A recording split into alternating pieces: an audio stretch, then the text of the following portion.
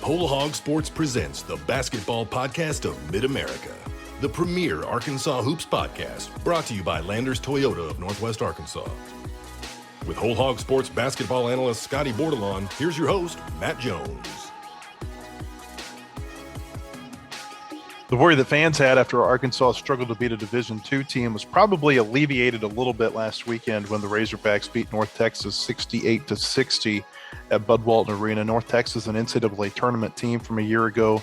Grant McCaslin's team is always one that can play well defensively, and Arkansas overcame a good defensive effort by North Texas to win that game. They overcame a late run by the Mean Green to win that game, and now they're a little less than a week away from their season opener against Mercer next Tuesday night at Bud Walton Arena. Matt Jones joined today by Scotty Bordelon of WholeHogSports.com and Dudley Dawson of Hogs Illustrated. Scotty, we were all there last Saturday. What were your thoughts and your takeaways from watching that game? Yeah, I think North Texas is the team that, just traditionally tries to muck up the game, especially on the defensive end. That's kind of been the style that you can always count on with Grant McCaslin's teams. They're really stingy defensively, and they play hard. And so that makes you have to raise your level of play a little bit. That's a tough exhibition game for Arkansas to play.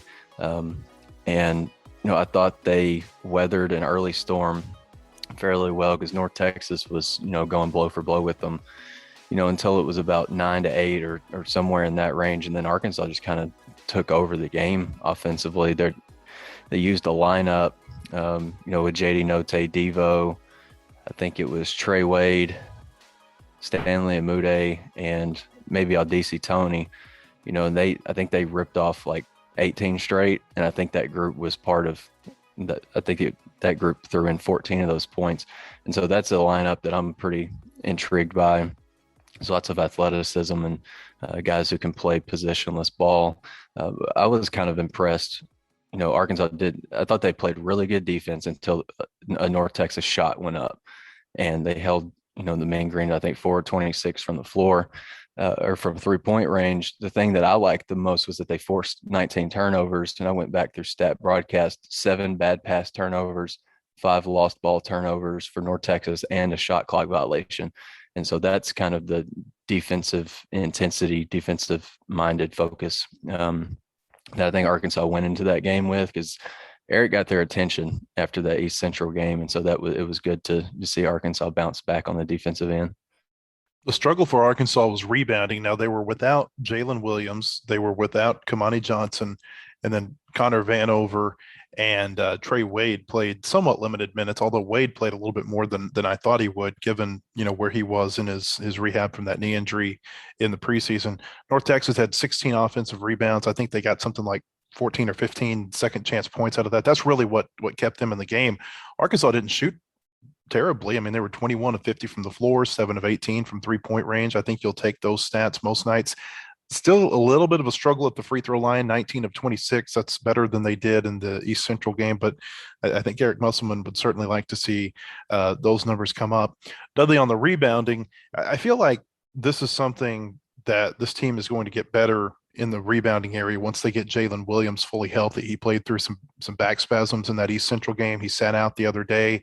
It just feels to me like, we're still a month or so away from seeing the full potential of this team, if not longer, because you've got so many players who are playing together for the first time, and you've got so many of your post players who are either out completely or, limited quite a bit.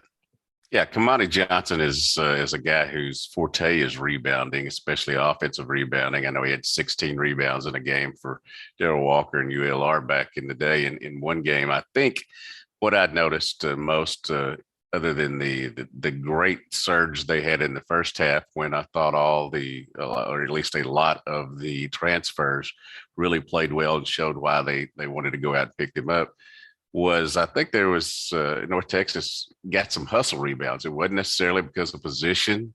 It was because they just ran to the ball, got to the ball better. And I think that's obviously something that Coach Musselman and his staff will continue to work on. I think they're going to be fine, but you certainly continue to see things, in a prism where you there's several things they're going to have to continue to become their identity, be able to do things better as a team. And I think that, as Grant McCaslin said after the ball game when we were interviewing him, that the only way that happens is with playing games. And 2 games in the preseason, is better than 0 games. But I know that they would like to, because Musselman and his staff would like to have like 5 to get ready for the season. But that's just not how it works anymore.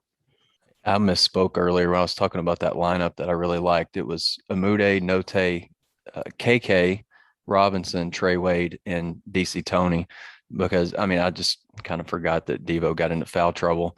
But that group, that group right there in 3 minutes and 17 seconds outscored North Texas 14-0, and they had 5 rebounds, more rebounds than any other lineup that Arkansas put out there. And they had 3 assists, which was more than any other lineup they put on the floor. That was, KK impacting the game.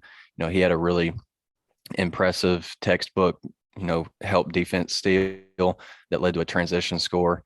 And then I really liked, just the little things that don't really show up in box scores are just like advanced passes, to push the ball down the floor, to beat the defense down, and get easy points that way. I think, I was mentioned Devo a minute ago, him not being on the floor, and picking up a few ticky-tack fouls probably impacted Arkansas's defensive rebounding too. He averaged, I think, 4.5 boards as a freshman, and you'd be pretty hard-pressed to find a guy at the guard spot who, rebounds as well as Devo does. I was really impressed with what I saw from Chris Likes the other day, Scotty. He just seems like he's energy. That as I was watching him, it's like, what word comes to mind? It's just energy, and he's all over the floor. I thought he made a really nice play there late in the game, and I forget who he passed it to, but he drove into the lane, kicked it out, and someone either hit a long 2 or a 3-point shot, and that was a real big point in the game, I think, where North Texas had pulled within about 56-53. I think there might have even been an offensive rebound in there for him or someone else from the Arkansas team. The energy that he brings, it feels like maybe there's not anybody else on the floor that is like him in that regard. Yeah, you're right. And one of the things that I really liked about him, when he came off the bench, he infused, like you say, some energy for sure. He scored.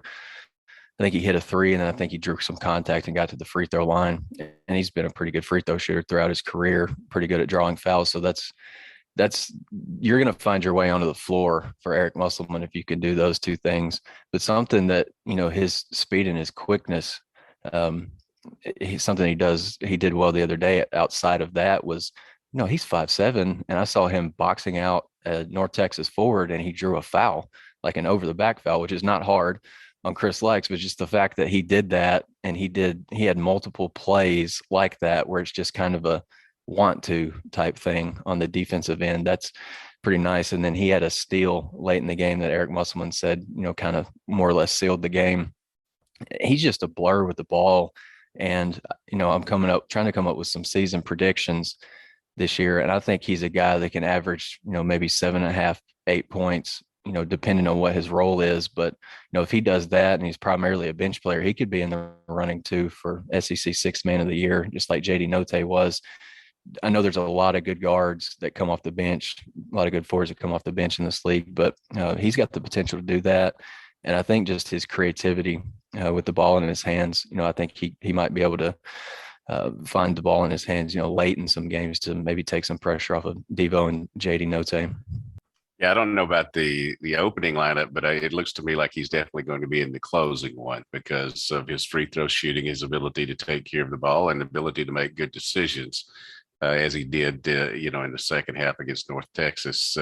He's a ball of energy, that's for sure. And I get a kick out of, not necessarily him being 5'7", but him being 5'7", seeming to bother the opposing team. They're always looking to try to go at him. He got a couple of steals off of that the other day. And they kind of get out of their game because they're so excited to have somebody 5'7" on them that they can just back him down. And not only has he played pretty good individual defense or in these exhibition games, but his teammates are able to help him out in that regard. And I think that's, we saw that the other day. You hear this talked about a lot in baseball, the feel of the game versus coaching with analytics. I guess you hear this in all sports. As I'm looking through the box score, Likes actually had the worst efficiency of any of the players on the floor the other day in terms of they were outscored by 6 points when he was on the floor. But Scotty, it didn't feel like the team was playing poorly with him out there. That's maybe that's one of those differences between the feel of a game and what the analytics tell you. Yeah, and it's kind of like one of those deals where, there can be like maybe one guy in particular in a 5-man lineup who is just kind of out there, and you look up and the team gets outscored. You look at the box score at the end of the game and he's like a -12, but he, didn't really do anything to negatively impact the game. It was, kind of some of the guys around him. Um, not saying that Chris had a bad game the other day, because I would say that he didn't. He probably, probably helped solidify his spot in the rotation. But I was kind of surprised by that. But at the same time, he can be a bit of a defensive liability, because Eric Musselman likes to seek out mismatches. Grant McCaslin obviously wanted to seek out mismatches when Chris was on the floor, but Chris is going to have his spot in the rotation. There's no doubt in my mind. What do we think about the point guard position right now? Musselman talked about that after the East Central game. He said, we're going to have to go back to the drawing board on what we're doing as far as a point guard.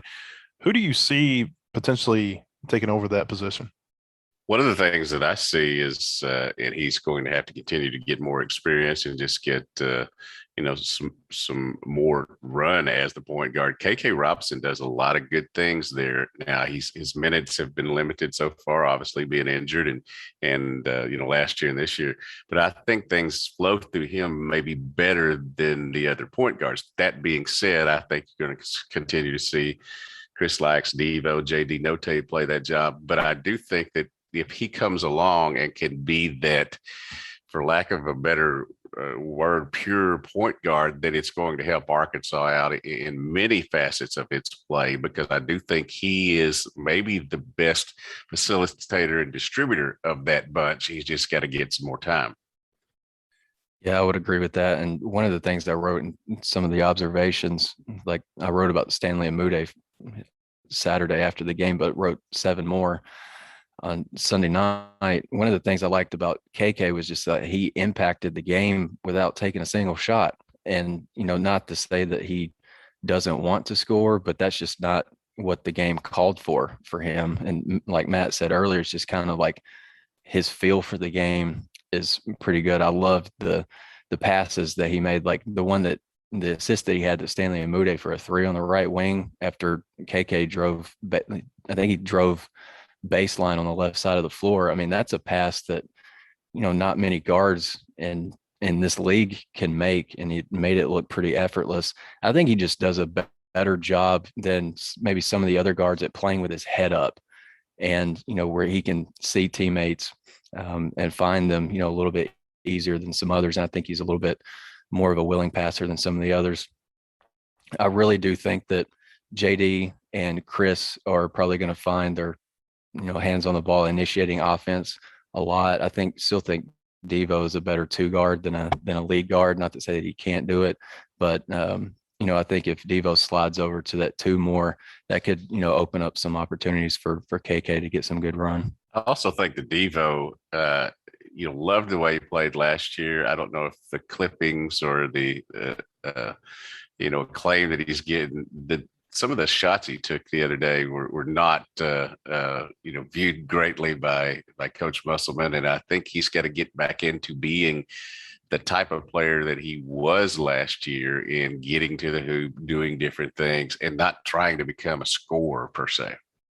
Yeah, he lost the handle a couple of times when he was, looking to make a immediate spin move after he touched the ball. And then I remember that there was a pretty wild jumper he threw up on the baseline in front of Arkansas's bench that just kind of like knocked me back a little bit. Eric said it too, like his shot selection's got to improve. I think he tried to play maybe a little bit outside of himself just because he, was having some early struggles with foul trouble. Let's go through some stats real quick from the other day. JD Notae led all the scorers with 21 points. Chris Lax, as we mentioned, had 14. Stanley Amude was the only other player in double digits. He had 12. He fouled out with about 4 or 5 minutes left in the game. Amude was the team's leading rebounder with 5. Mentioned that he had the 5 fouls. Devo had the 4 fouls. Seemed like foul problems were an issue for both teams the other day. I don't know if maybe that's just early in the season or maybe that's just how the game was being officiated. Note and Adis Tony led the team in minutes, 36 and 35. And then we mentioned Trey Wade earlier, Scotty. He had the highest efficiency of the team when he was on the floor, only on the floor for 17 minutes. But when he was on the floor, Arkansas outscored North Texas by 15 points. Yeah, he just does some things that are just really valuable. And, one of my observations, and this was basic, I took it from Eric Musselman's mouth, is just that Trey is going to infuse some toughness on the floor, just kind of the same way that Chris brings energy. And Trey, like if you've ever stood in the vicinity of him, he is built like a linebacker that every SEC coach would want. And he's going to use that to, his advantage. He can, be a little bit of a bully on the glass. He's undersized for a forward, kind of in the same way that Adriel Bailey was, but both of those guys just have, a great deal of toughness that's, going to allow them to grab rebounds, better than most guys that, their size about 6'6" or 6'7". And he just, he's kind of a guy, kind of maybe like a Jackson Robinson, but with the forwards, he's kind of low maintenance. He's not a guy that his energy level is going to dip because he's not getting, X number of shot attempts. And veteran guys played in some big games at Wichita State before, so he's going to be a big piece of this team. The guy I harken back to is Daryl Hawkins from back in the day. I see him as being a similar guy in terms of what he brings to the floor, the toughness aspect, some experience. Daryl Hawkins was a really big key, to Arkansas' success during his time here. The Basketball Podcast of Mid-America is brought to you by Landers Toyota of Northwest Arkansas. Visit them at their location in Rogers or at LandersToyotaNWA.com. For all your automotive needs, shop Landers Toyota NWA in Rogers, where we guarantee you the best buying experience and best service after the sale in Arkansas. Landers Toyota NWA in Rogers. As we mentioned, Arkansas will open the regular season next Tuesday with a game against Mercer. That's a 7:00 tip-off at Bud Walton Arena. Mercer's been a team that's been pretty good in its conference over the last few years. Scotty, what do we know about the Bears?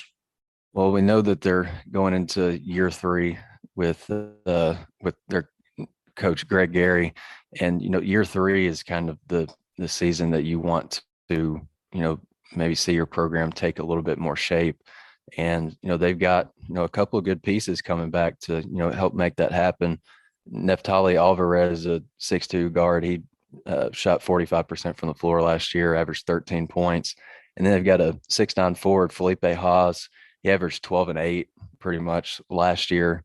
And he's a threat from the perimeter too. He knocked down 59 threes and shot 39% beyond the arc last year. So that's going to be an early test for, Arkansas's front court, just to see how they match up with him. I imagine, Greg Gary will probably put Haas in some pick and pop situations and just see how Arkansas is going to react to that. But Alvarez he's pretty good. I mean, he's a pretty good point guard. Last year he was, he had an assist rate. He's 23.3% according to KenPom. That's pretty good numbers. He's a pretty high usage guy too. I mean, he took 27% of their shots last year. My answer's brought to you by KenPom.com, by the way. Mercer's going to be, they're going to be a pretty good team. I think Arkansas will, probably have their heads on straight for this game, but Mercer's not a rollover opponent. For a season opener, like I've said in the past, there's a couple of guys that you got to, keep your eye on. I think Haas is probably the key to the game. Arkansas's, you don't know what they're going to look like health wise, and so those front court guys staying out of foul trouble and figuring out who you're going to match up with Haas is going to be a big deal. I feel like these early season games are always kind of hard to get a feel for because, you just don't know a whole lot about these teams. We really don't know a whole lot about Mercer other than, what they have coming back. They are supposed to play an exhibition game tonight, I believe, against Fort Valley State at their home arena in Macon. And Dudley, it's seems like the season just gets earlier and earlier too. It's used to start these games somewhere around the week of Thanksgiving, and now here we are a couple of days after Halloween talking about the season opener coming up pretty soon. Yeah, and it's it's fairly interesting how that's developed over the years. The NCAA has continued just to allow them to creep forward and creep forward and creep forward. Practice used to always start on October 15th. Now it starts on September 28th, and things like that. It's just as they try to cram more games in and more TV deals and stuff like that. It's kind of played itself out that way. But looking forward to the season, obviously there's going to be a learning curve as they go along, as they try to find their identity and who their rotation is going to be. But I think that they've certainly, as Grant McCaskill was saying after the game on Sunday, they've certainly got the pieces. They've just got to figure out how to put them all together. I was looking at Mercer's schedule a second ago, and Arkansas is far and away the biggest name team that they've got in their non-conference. And obviously they play in the Southern Conference, so there's not going to be any big names there. They'll be excited to, play Arkansas and, get a shot to knock them off early. One of the things I'm going to be real interested in is how this new team, I feel like Eric Musselman has to do this every year, just how to best get your scouting report across to guys and how well they pick up on it.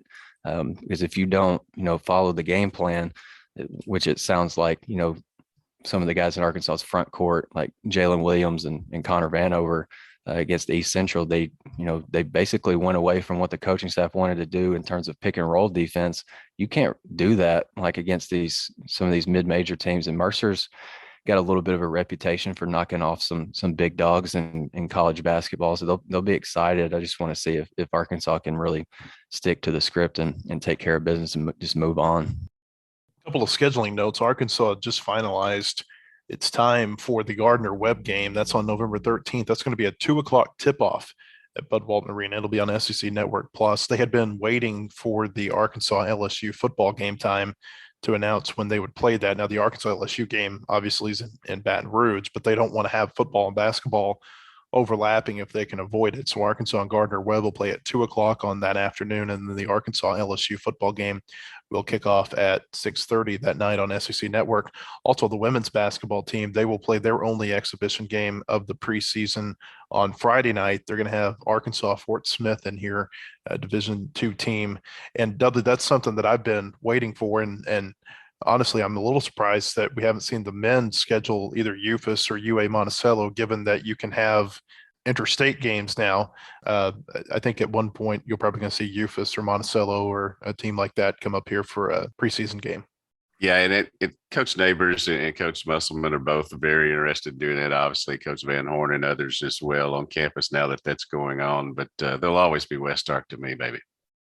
Now, Dudley, you were in Omaha the other night, not Nebraska, Omaha, Arkansas. I don't think you got a good steak there, but you went there to see Jordan Walsh play for Link Academy from Branson. That's a short drive down to Omaha, and they played a New York team, a prep school from New York.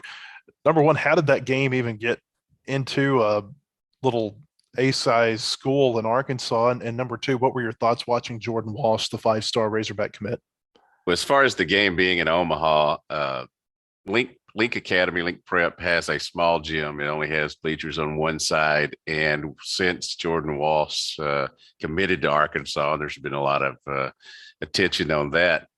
The Omaha reached out to the Link and said, hey, would you like to play in our gym? And it is a really nice gym for such a small school. I think there's 93 people in the town, but obviously the school's a little bit bigger. But Jordan Walsh stuffed the stat sheet.